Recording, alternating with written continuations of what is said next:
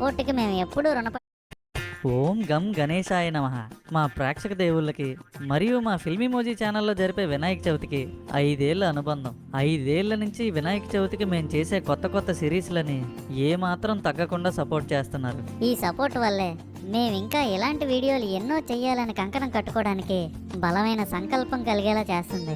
మీ సపోర్ట్కి మేము ఎప్పుడూ రుణపడే ఉంటాం. నానా ఈ సంవత్సరం వినాయక చవితి గురించి చెప్పండి. మరి ఈ సంవత్సరం వినాయకుడి కథ ఎలా చెప్పబోతున్నారు? ఈసారి వినాయకుడు కథ కాదు సార్, వినాయకుడు రాసిన కథను చెప్పబోతున్నాం. వినాయకుడు రాసిన కదా, అదేం కదరా నానా? అతను పక్కకు తోసిండే అన్ని సబ్స్క్రిప్షన్లోనే చెప్పేస్తారేటి. మరి దస్తాలు స్క్రిప్ట్ రాసుకున్నవన్నీ ఏటైపోలే. మీరు ఎప్పట్లాగే మాపై నమ్మకం ఉంచి సబ్స్క్రైబ్ చేసుకోండి. మీరు కంగారు పడి మమ్మల్ని కంగారు పెట్టకుండా కిందన కామెంట్ చేయండి. ఒక మంచి కథని నలుగురికి షేర్ చేయండి. మరి దేవుడి వీడియోలోకి వెళ్లే ముందుగా గంట కొట్టాలి కదమ్మా. సబ్స్క్రిప్షన్ పక్కన ఉన్న గంట కొట్టండి. ఈసారి మనం గొర్రెల్లో పండగ చేయాలరా సరదాగా. ఒక పని చేయండి రా, మీరందరూ కలిసి గొర్రెలు వచ్చేయండి సరదాగా. అక్కడ మనం ఇప్పుడు ప్రెసిడెంట్ అంగరంగ వైభవంగా చేద్దాం సరదాగా. అనియా ఎవరొచ్చారో చూడు. నాగభూషణం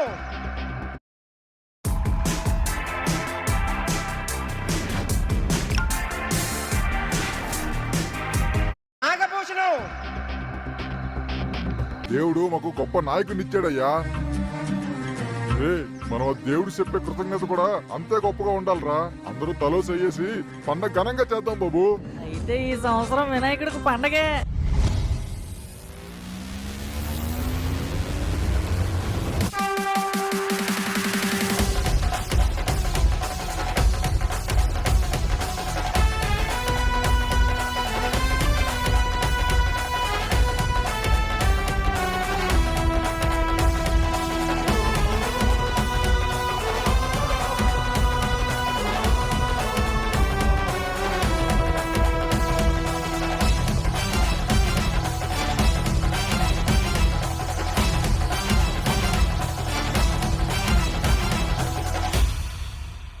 ఏంటి ప్రభు, అనువనువు పారవస్యంతో ఆనంద డోలికల్లో తాండవం ఆడుతున్నారు? ఏమైంది ప్రభు? మహాభారతంలో నేను దంతం పట్టి రాసిన ప్రతి సన్నివేశం నా కళ్ళ ముందే కదలికలాడుతుంటే నేను పరవశించకుండా ఉండలేకపోతున్నాను మూషిక. నిజమే ప్రభు, ఆ పవిత్ర గ్రంథాన్ని చదివిన మేమే ఇలా పరవశించిపోతుంటే రాసిన మీకు అలా అనిపించడం సబబే. ఆ బ్రహ్మరాతలన్నిటినీ పిడికిట పట్టి ఒక గ్రంథంగా అమర్చి మహాభారతంగా ఈ జాతికి అందించిన వ్యాస మహర్షికి ఏం చేసి ఈ జాతి రుణం తీర్చుకోగలదు మూషిక? లోక కళ్యాణం కోసం ఆలోచించిన వాటికి రుణం ఆశించరు కదా స్వామి, అందుకే వారు మహర్షులయ్యారు. నిజమే మూషిక, 1,00,000 శ్లోకాలని అలుపు లేకుండా విరామం లేకుండా రాయగలిగానంటే అందులోని పాత్రలు సన్నివేశాలు కారణం కాదా చెప్పు? అందుకు శక్తి అంతా రసవత్తరమైన జీవిత సారాంశం నుంచే వచ్చింది కదా. తండ్రి సుఖం కోసం రాజ్యాన్నే వదులుకొని బ్రహ్మచర్యాన్ని స్వీకరించి భీష్ముడుగా పేరు పొందిన దేవవ్రతుడి త్యాగం గురించి ఏమని వర్ణించాలి? రాజవంశంలో పుట్టి తల్లి ప్రేమకు దూరమై గంగ ఒడిలో పడి సుతిని చెంతకు చేరి స్నేహానికి విలువిచ్చి అధర్మం వైపు పోరాడిన కర్ణుడి దురదృష్టం గురించి తలుచుకుంటే కన్నులు చెమ్మగిల్లకుండా ఉండవు మూషిక. రాజ్యం మీద మక్కువతో సోదర సమానులైన పాండవుల్ని లక్కతో చేయించిన ఇంటిలో పెట్టిన దుర్యోధనుడి దుర్బుద్ధి గురించి రాస్తుంటే మనసు చెలించిపోయింది మూషిక. ఆ పాచికలను హరించి మాయాజోదాన్ని ఆపేయాలనే ఆలోచన కలిగేది. నిండు సభలో ఒక స్త్రీమూర్తికి అన్యాయం జరుగుతుంటే ఆ సభలో అంతమంది పెద్దలున్నారు, ఒక్కరు కూడా ఎదిరించలేకపోయారు. ఆ క్షణం అక్కడ నేనుంటే బాగుండేదనిపించేది మూషిక. మోసం చేసి కౌరవులు గెలిచినా సరే ఓడినందుకు అజ్ఞాతవాసం అరణ్యవాసం చేసిన పాండవులు మహాపురుషులని కొనియాడబడ్డారు. యక్ష ప్రశ్నలకు సమాధానం చెప్పి మెప్పించి వరంగా ఏ తమ్ముణ్ణి బతికించను అని యక్షుడు అడిగితే నిర్మోహమాటంగా కుంతీ జ్యేష్ఠుడైన నేను బ్రతికే ఉన్నాను, మరి మా పినతల్లి మాద్రి జ్యేష్ఠపుత్రుడైన నకులుడు బ్రతికి ఉండటమే ధర్మం అని చెప్పిన ధర్మరాజు లాంటి గొప్ప మహానుభావుడు మళ్ళీ మనకు దొరుకుదు. మా తండ్రి గారు ప్రసాదించిన పాశుపతాస్త్రాన్ని పొంది గాంధీవాన్ని ధరించి కురుక్షేత్రంలో సాటిలేని వాడిగా నిలబడిన అర్జునుడు, పద్మవ్యూహంలో చిక్కుకొని విలయతాండవం ఆడిన అభిమన్యుడి గురించి ఈ రోజుకి కథలుగా చెప్పుకుంటున్నారు. అసూయతో నిండిన దుర్యోధనుడు లాంటి వాడి కూడా కర్ణుడి రథం నేలకోలగానే మిత్రమా, రాజ్యం పోయినా పర్వాలేదు, నువ్వు కావాలి అని స్నేహం యొక్క విలువని ఈ లోకానికి చాటి చెప్పాడు. అర్ధరాత్రి వేళ అధర్మ యుద్ధం చేసి ఉప పాండవులతో సహా అందర్నీ ఊచకోత కోసి ఎంత పాపం మూట కట్టుకున్నావయ్యా అశ్వత్థామ. ఇన్ని కుతంత్రాలు, ధర్మాలు, అధర్మాలు, రాయబారాలు, శాంతి సమావేశాలు, యుద్ధాలు జరిగాక చివరికి స్వర్గానికి చేరుకుంది ఎవరయ్యా? ధర్మాన్ని తప్పని ధర్మరాజు, అతన్ని వదలని ఒక శునకం. ఎంతటి కథలో పాండవులకు అండగా నిలిచి ద్రౌపది మానాన్ని కాపాడి కౌరవుల అన్యాయాన్ని సహించి కర్ణుణ్ణి మార్చే ప్రయత్నం చేసి భీష్మ పితామహునికి ముక్తిని ప్రసాదించి రథసారథై ఆయుధం చేపట్టకుండా యుద్ధాన్ని ముగించి బంధం అంటుకోకుండా సంసారాన్ని దాటిన ఆ కృష్ణ భగవానుడు ధర్మం కోసమే కదా ఇంత చేసింది. నమో వాసుదేవాయ నమః. నిజమే ప్రభు, మీరు నాకు చెప్తుంటే అన్నీ నా కళ్ళ ముందే అలా కదిలేయి. మూషిక, ఆ మహాగ్రంథం గురించి ఒక్క మాటలో చెప్పాలంటే మహాభారతంలో లేని అంశం ఈ లోకంలో లేదు. ఈ లోకంలో ఉన్నవి, ఉండేవి, ఉండబోయేవి అన్నీ ఈ గ్రంథంలో ఉన్నాయి. అందుకే ఇది పంచమ వేదంగా ప్రసిద్ధి పొందింది.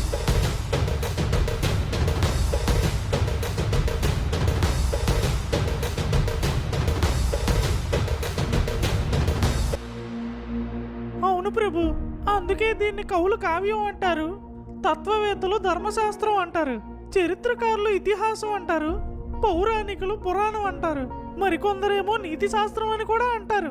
చూసిన ప్రకారం దీనికి అన్ని పేర్లు పెట్టారు. అన్ని గ్రంథాలకి ఇది సాధ్యమా చెప్పండి? బహుబాగా చెప్పావు మూషిక.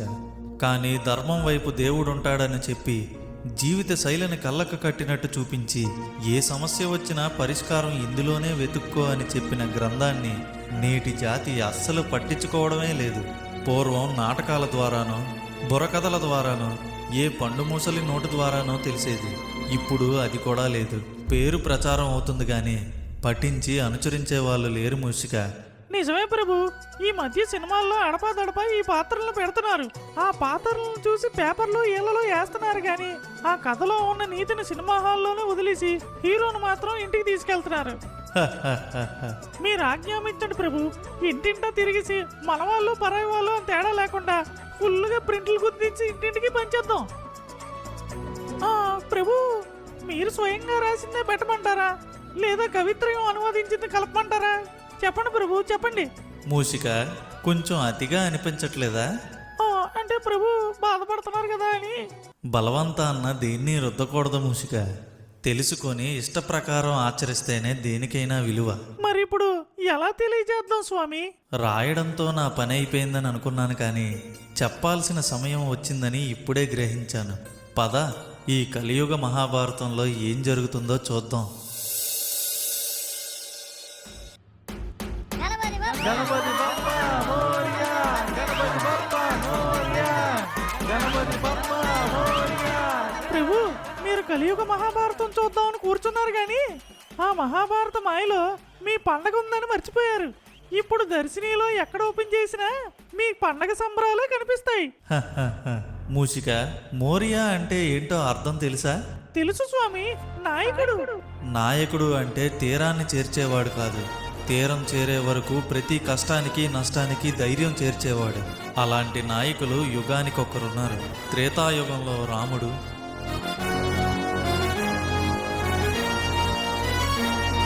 ద్వాపర యుగంలో కృష్ణుడు, మోరియా.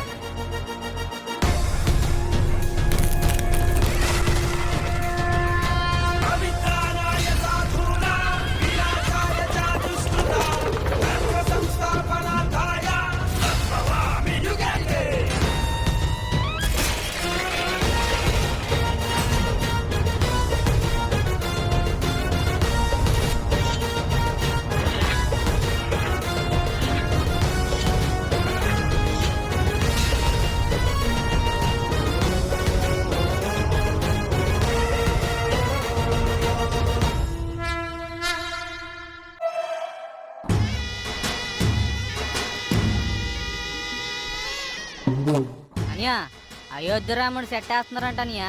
ఈ రోజు గోపురం కూడా దించుతున్నారట. ఊర్లో రామాలయానికి ఎవడెళ్ళట్లేదు, ఇంకా అక్కడికి ఎవడెళ్తాడ్రా? పోనీలే, మన స్టేజీ దగ్గరికి వచ్చి గెంతలేని ముసలోళ్ళందరికీ సిడతలు ఎట్టుకొని కూర్చొని భజన చేసుకోవడానికి బాగుంటది. ఏడ్సేత్తం.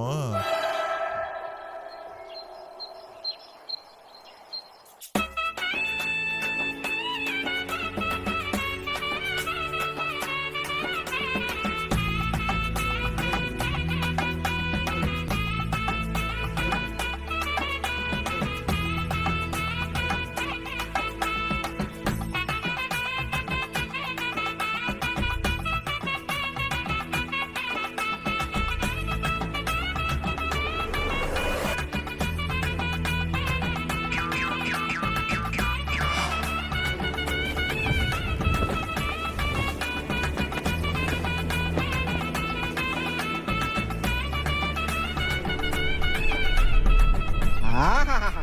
నేను అనుకున్నట్టే వచ్చిందిరా సరదాగా. ఒరే సింత, ఏడ్ చేస్తున్నావురా అక్కడ సరదాగా? కదా బాబా, ఉన్నాడు బాబా, నిమ్మకాయ కడుతున్నానా, లేకపోతే మన పందిరికి దిష్టి తగిలితే. ఏట్రా గొంతు పట్టింది ఏంటి? మరి పందిరి రేంజ్ లో ఉందంటే పందిరి దగ్గర ప్రోగ్రాములు కూడా ఆ రేంజ్ లోనే ఎక్స్పెక్ట్ చేస్తారు ప్రేక్షకులు. ప్రోగ్రాంలా? నాకు కాదు, ఇక్కడ చెప్పు. ఏట్రా మీ బాధ ఏంటి సరదాగా? ఎంత బాగా పందిరేశారు కదా, మరి ప్రోగ్రామ్ సంగతి ఏంటని అడుగుతున్నాడు మొదగడే. ప్రోగ్రాంలే కదా, 6x7 స్టేజ్ ఒకటి వేయించేద్దాంలే సరదాగా. ఇదో మన వాళ్ళందరూ ఊరు రామాలయంలో సెక్కభజన్ ట్రూపే సరదాగా. ఆరైతే మొదలెట్టేస్తారు, వినడానికి గొప్ప హాయిగా ఉంటాయిరా సరదాగా. చెక్క భజన? మేమేమో బాహుబలి రేంజ్ లో ఊహిస్తుంటే చెక్క భజన అంటారేటండి మీరు? మీరేటు ఊహించేసుకున్నారా సరదాగా?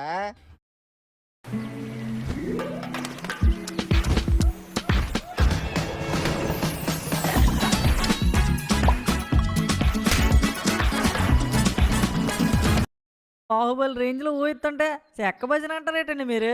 మీరేటు ఊహించేసుకున్నారా సరదాగా? ఈ 10 రోజులు సాయంత్రం 6 అయ్యేసరికి ఆ వినాయకుడికి ఆవలింతలు రాకుండా 60 ఏళ్ల వయసు వచ్చినాడు కూడా ఆయాసం వచ్చేలా ఎంటర్టైన్ చేసేయాలి. పొద్దున్నంతా పాటలు, సాయంత్రం అయితే ఆటలు. ఒక రోజేమో గరివిడి లక్ష్మి, ఇంకో రోజు ఇమేజ్ రశ్మి. హౌసీ ఆట, వేలం పాట. ముగ్గుల పోటీలకు మనం పెట్టే ప్రైజులు చూసి ఇళ్లలో ఆడవాళ్ళు వాళ్ళ ముగ్గులు వదిలిసి వచ్చేయాలి. నైట్ టైం మేము వేసే నాగిని డాన్స్ ఆ వినాయకుడు చూసి ఏటి నిజంగానే పందిర్లోకి నాగపాములు వచ్చాయి అని అనిసుకోవాలి. పందిర్లో మనం పంచే ప్రసాదం కోసం ఇటు పాలకొండ నుంచి అటు గోల్కొండ దాకా అందరికీ తెలియాలి. సింపుల్ గా పులిహోర, పోహ, అటుకులు, బెల్లం కాకుండా పందిరి మొత్తం పిండి వంటలతో నింపియాలి. కంపల్సరీగా మైక్ సెట్ ఉండాలి. ఆ మైక్ సెట్ ముందు ఈ మధుగాడు ఉండాలి.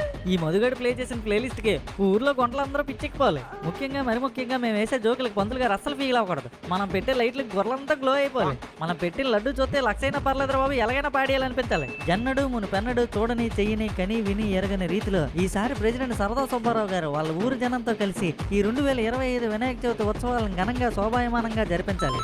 పండగ చేత గొర్రెల్లో చేసినట్టే చెయ్యాలరా అని అందరూ ఫిక్స్ అయిపోవాలి. అయ్యయ్యో గొర్రెల్లో పుట్టుంటే బాగున్నాయి అని అనిపించాలి. కాబట్టి మీరు అనుమతిస్తే అందరికీ ఫోన్లు చేసి బుకింగ్ చేస్తాం. పెద్ద ప్లానింగ్ ఈ సరదాగా. సరదా పడండి సరదాగా. మీరు నో అంటారేమో అనుకుని ఇంకో డైలాగ్ ప్రిపేర్ అయ్యాను అంకుల్, కానీ కాదనకుండానే కరుణించారు. ఇంకా చూడండి చెలరైపోతాం. ఊరే ఫోన్ తీయండిరా. ముందెవరిని బుక్ చేద్దాం? మన ఉత్తరాంధ్ర ఫేమస్ గరివిడి లక్ష్మి.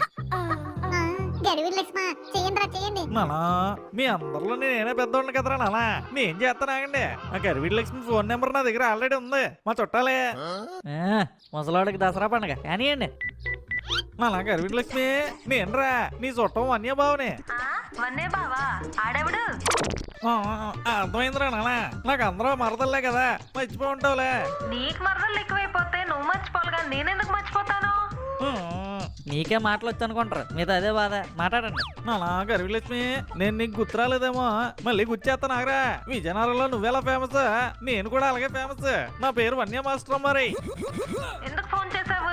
అంటే గొర్రెలు వచ్చాను, మిమ్మల్ని సజెస్ట్ చేశాను. చిన్న ప్రోగ్రామ్ పెట్టిద్దాం అనుకుంటున్నాను మీతోనే. గొర్రెలా? నాకు ఆల్రెడీ బుకింగ్ అయిపోయిందండి. రేపే గొర్రెలకు వస్తున్నాను. మాకన్నా ముందు ఎవరు బుక్ చేస్తారా నానా? అక్కడ నాగభూషణం గారు అని ఉంటారు కదా, అతను. Hello DJ Ganesha? గొర్రెల నుంచే ఆల్రెడీ బుక్ చేశారా? ఎవరు? ఆల్రెడీ నాగభూషణ్ గారు బుకింగ్ చేశారండి. నాగభూషణ్ గారండి. నాగభూషణం గారండి. ఆ నాగభూషణం గాడే మొత్తం అన్ని బుకింగ్ చేసాడు. ఇంకో రోజు రమ్మంటే ఎవరికి ఖాళీ లేదంటున్నారు. స్టార్టింగ్ లోనే చాలా పెద్ద దెబ్బ కొట్టాడు. ఇప్పుడు మన పందిరంతా బోసుకుంటావరా. ఏట్రా అందరూ మొహాలు అలా ఎందుకు పెట్టారు సరదాగా? అందరినీ ఆ నాగభూషణమే బుక్ చేశాడు అంకుల్. ఎవరికి ఫోన్ చేసినా ఖాళీ లేదంటున్నారు. దేవుడు ఇవన్నీ అడగడ్రా సరదాగా. మనకు నచ్చినవన్నీ ఆ దేవుడి దగ్గర చేస్తాం. ఇది మంచి కార్యం. ఆ వినాయకుడే అన్నీ చూసుకుంటాడు సరదాగా. ఈ ప్రోగ్రాములు గట్రా గురించి ఆలోచించి పండగని పాడు చేయకూడదు, కానీ పండగని సంతోషంగా జరుపుకుందాం రా సరదాగా. గణపతి బప్ప గణపతి బప్ప గణపతి బప్ప గణపతి బప్ప గణపతి బప్ప గణపతి బప్ప.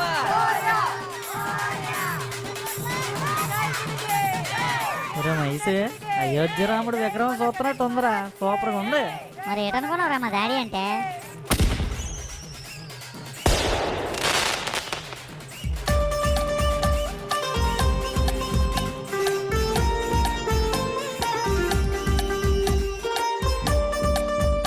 వయసు ఆ నాగభూషణం గడు చూసావా?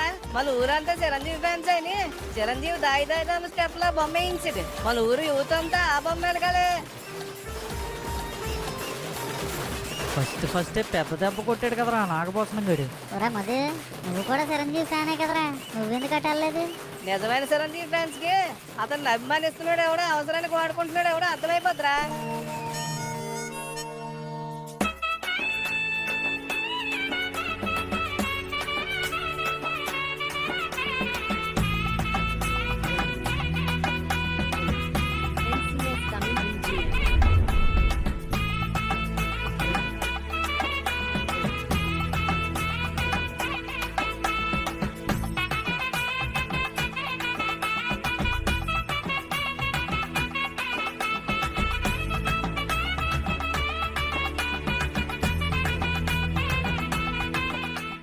ఈ వయసులో రామారామా అనుకోవడం తప్ప అయోధ్య రాముని చూసే భాగ్యం లేదనుకున్నాం. కానీ నీ దయ వల్ల కోరిక తీరిందయ్యా. అంతా మీలాంటి వాళ్ళ దయ సరదాగా. ఇదో ఈ బొమ్మ చెక్కింది మన ఊరోళ్ళే. ఇతనే ఈ బొమ్మ చెక్కింది, అతనేమో పెయింటింగ్ వేసాడు. ఇద్దరు మన ఊరోళ్ళే. చూడటానికి కాటరాజులా ఉంటాడు కానీ ఇలాంటి విషయాల్లో నాగభూషణం మాత్రం జనాల్ని ఆడబాడేస్తాడరా. గొప్ప కిరెటివిటీరా బాబు. మరే ఈ సెట్ వేయడానికే లచ్చ దాటిందట. ఈ లెక్కన నిమజ్జనం అయ్యే లోపు ఒక 5 లక్షలు ఈజీ ఖర్చు పెట్టేస్తాడు. బొమ్మకే 50,000 ఖర్చు పెట్టేశాడంటారా బాబు. కలకత్తా ఆర్టిస్ట్ అట. కలకత్తాయే దీనికి అయిపోతే రోజు పెట్టే ప్రోగ్రాములు లిస్ట్ చూస్తే ఇంటికి వెళ్ళరా బాబు మీరే. మా యూత్ కావాల్సిన ప్రోగ్రాంలు ఉన్నాయి కదా. సాయంత్రం మొదటి ప్రోగ్రాం ఉంది, వచ్చేయండి. అక్కడ అన్న అన్నీ చెప్తాడు. నాకు వచ్చిన ఏకైక మంత్రం శుక్లాం వరదరం విష్ణు శశివర్ణం చతుర్భుజం ప్రసన్న వదనం న్యాయేత్ సర్వ విఘ్నోపశాంతయే. గణపతి బప్ప గణపతి బప్ప గణపతి బప్ప గణపతి బప్ప. ఒరే నేను ఇంటికి వెళ్ళి వస్తానా? మైసే ఏట్రా? ఈ రోజు మాత్రం మీరు నన్ను వదిలేసి ఎక్కడికి వెళ్ళకండి రా. ఏరా భయం వేస్తుందా? భయం కాదురా, ఎన్నాళ్ళ నుంచో నేను పడుతున్న లేలాపనిందలు ఈ రోజుతో తొలగిపోవాలరా. ఎన్నాళ్ళ నుంచో పడుతున్న లేలాపనిందలా నీకెవరెట్టారు? ఇంకెవరు? బొక్కడం మొక్కలు వేసుకొని మీరే. మేమేటన్నా నీకు? ఒకసారి వినాయక చవితికి ఆ వినాయకుడే వచ్చి గణపతి అనే పేరుతో నాకు కనిపించాడని చెప్తే బుర్రలేని ఎదవా బుద్ధిందే మాట్లాడుతున్నావా అన్నారు. ఇంకోసారి ఏమో గణేష్ మాస్టర్ అని కనిపించాడంటే మీరు అందరూ చూసి కూడా మేము చూడలేదని నాటకాలు ఆడిచారు. అందుకే ఈసారి నా పక్కనే అంటుకొని ఉండండి. ఈసారి కూడా వినాయకుడు నా కోసం ఏదో ఒక రూపమే తోస్తాడు. మీ అందరికి పరిచయం చేసి సెల్ఫీలు ఇప్పించేస్తాను. ఎరా ఆ వినాయకుడికి ఏ పని పాటు లేదనుకుంటున్నావా? ప్రతి సంవత్సరం అతని పనులన్నీ మానుకొని నీకోసం వచ్చేదానికి. విన్నోడు ఉంటే నచ్చినట్టు ఏమానం తోలేస్తాడు రేడు. మూర్ఖులారా, నేను కారణ జన్ముండ్రా. నిజమే, మీరు కారణం లేని జన్ములు. గులాబ్ జాములేం కాదు. ఈ కారణ జన్ముడు పుట్టిన కారణం ఏటో. ఇంకేటుంది? జన్మంతా సొల్లు చెప్పడమే. సొల్లు జన్ముడు కారణం జన్ముడు. వినాయక వింటున్నావా? వినపడుతుందా? మైక్ ఆపండి, రీసౌండ్ వచ్చేస్తుంది. నీ భక్తుడిని ఎన్నెన్ని మాట్లాడుతున్నారో వింటున్నావా? ఇప్పటికైనా వచ్చి వీళ్ళ కళ్ళు తెరిపించు. రా, కళ్ళు మూసుకోండి. రా దిగిరా, రా దిగిరా, దిగిరా, రా దిగిరా, దిగిరా. అంతర్యామి అలసితి సొలసితి ఇంతటి నీ శరణిదే చొచ్చితిని.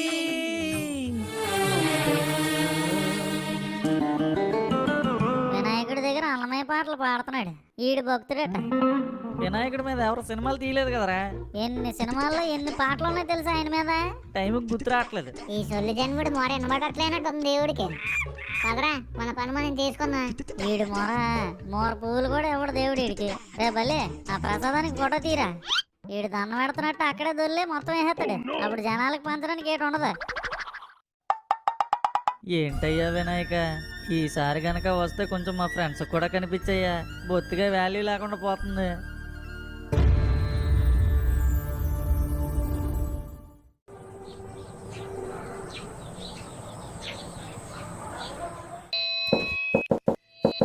హలో హలో, మైక్ టెస్టింగ్ 1 2 3 అమ్మారి. గొర్రెల జనాలందరికీ నమస్కారం రా నాన్న. ఏ ప్రోగ్రాంలు లేవని బాధపడకండి. ఒకసారి మా కాలేజ్ టీచర్స్ డేకి నేను మంచి పాట పాడాను రా నాన్న.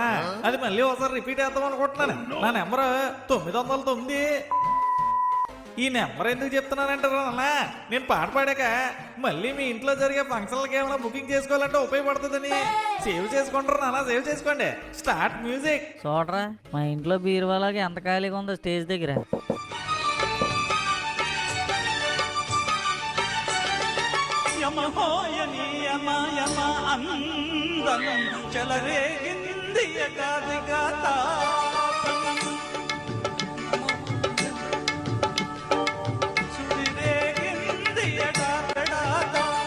జనాలు ఎవరు లేరని ఇరిటేషన్ కన్నా ఈ వన్య మాస్టర్ పాట ఏంటంటే ఇంకా ఇరిటేషన్ వచ్చేస్తుంది. ఒరే బల్లే, ప్లగ్ పీకే గోలా.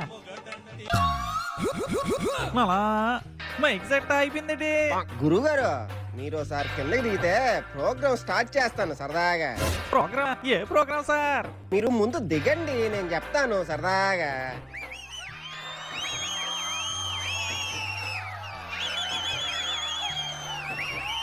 ఓరు బాబు కొంచెం ఆపుకోండిరా, స్టేజీ రీపేలాగుంది. ఓరు తాత, లుంగి కొంచెం దించుకట్టు, ఎగ్గట్టేసావు. ఓరు బాబు, ఎవడ్రా బాబు నువ్వు అప్పుడే ఫ్లాష్ గుడ్డేస్తున్నావు? వెనక్కి వెనకాలి. ఓరు బాబు, స్టార్ట్ చేయండి రా బాబు. కాసేపు ఉండు, అన్నయ్య మాట్లాడే స్టార్ట్ చేస్తాం. వచ్చిన పెద్దలందరికీ నా నమస్కారం సరదాగా. పిల్లలు కుర్రవాళ్ళు వస్తే ఆశీర్వచనం అందిద్దాం అనుకున్నాను కానీ ఆ అదృష్టం లేనట్టుంది సరదాగా.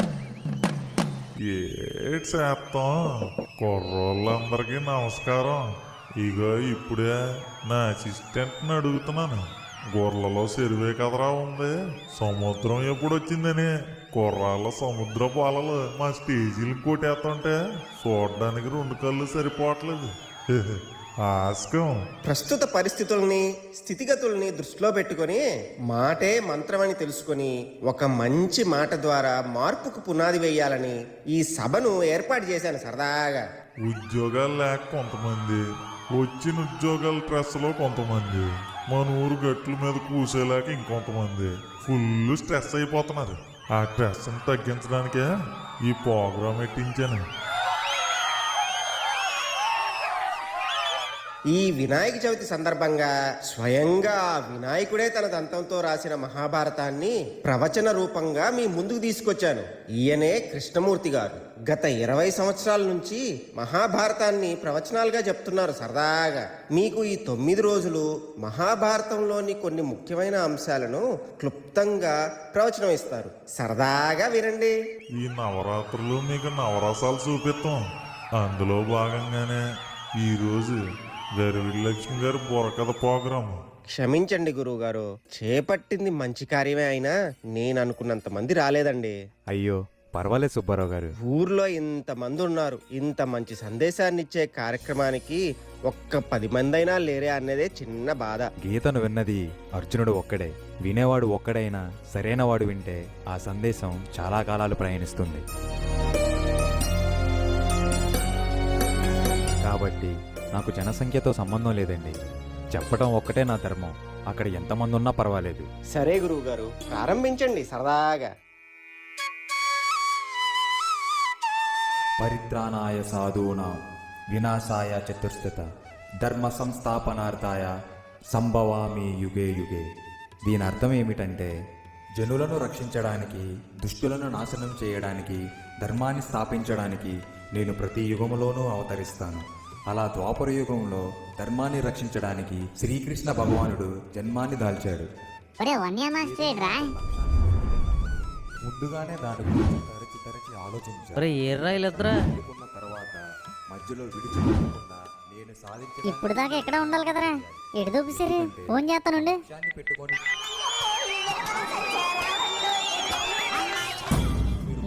పొట్టి నా కొడుకు.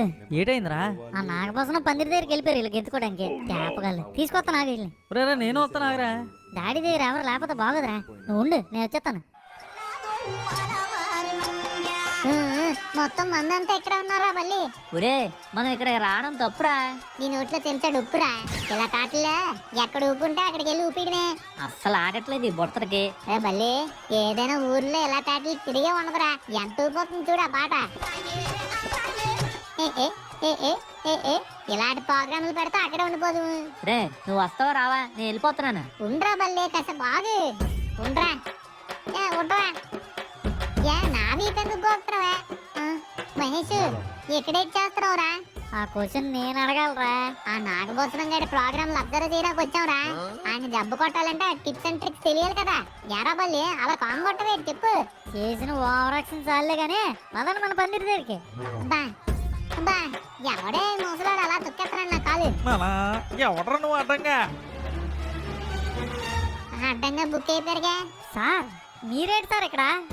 అంటే నా మరదల గరివిడి లక్ష్మిని పలకరిద్దామని వచ్చాను రానా. మరి వెనకాల ఈ దుప్పట ఎందుకు? అంటే చలేస్తుందని తీసుకొచ్చాను రానా. అయినా ఈ అనుమానాలు ఏంటి నీకు? ఇంతకీ మీరేం చేస్తున్నారు ఇక్కడ? మిమ్మల్ని తీసుకెళ్దామని వచ్చాం సార్. పదండ్రు నానా. నానా కొద్దిగా ఎందుకని వెళ్ళిపోదామా?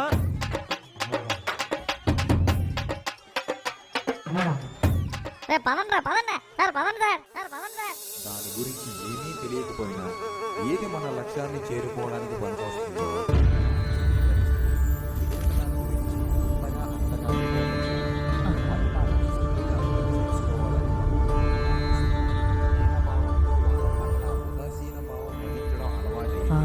గణపతి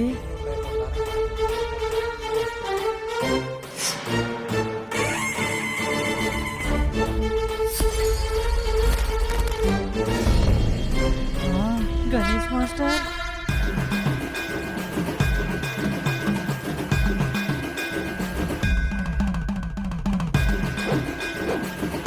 ఇదేంటి ఎదురు వచ్చారు?